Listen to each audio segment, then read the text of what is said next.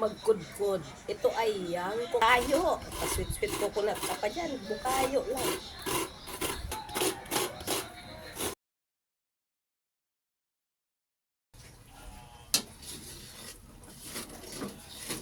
Tayo po ay gagawa ng bukayo. Yung yang coconut, yun po ang ating gagawin. Ito, nagtutunaw ako ng sugar, brown sugar.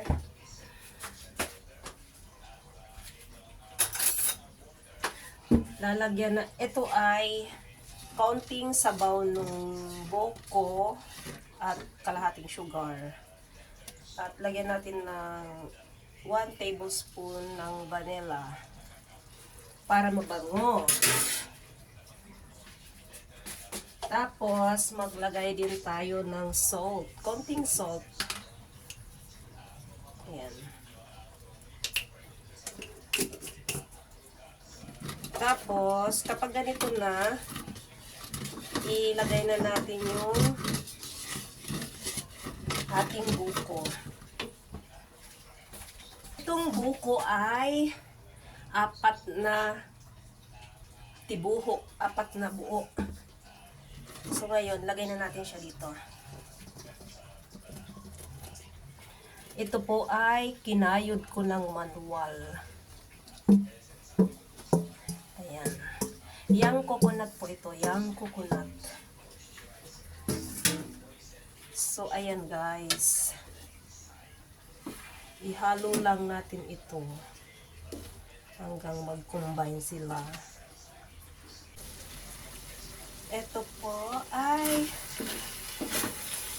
malapit nang matapos ang ating bukayo or coconut candy. Yan, luto na ang ating bukayo. Lutong Bicol. Bicol ngani, bukayo ngani. Ayan, ang bango niya guys, grabe, super yummy. Ito na po ang ating bukayo. Bukayo ngani, sa Bicol bukayo.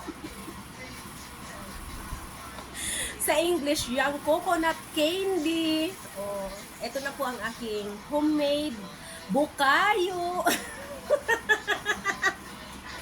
4 pieces yung coconut, 1 kilo brown sugar, tapos naglagay ako ng vanilla, 1 tablespoon, at 1/4 teaspoon ng salt. So ayan, tikman na natin ang bukayo ngani.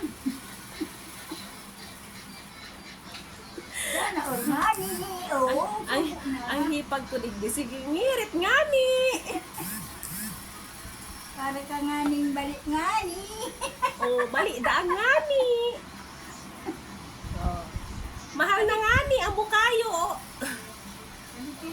Mahal na kaya ang bukayo, kaya naggibo na lang yung sadiri. Oh.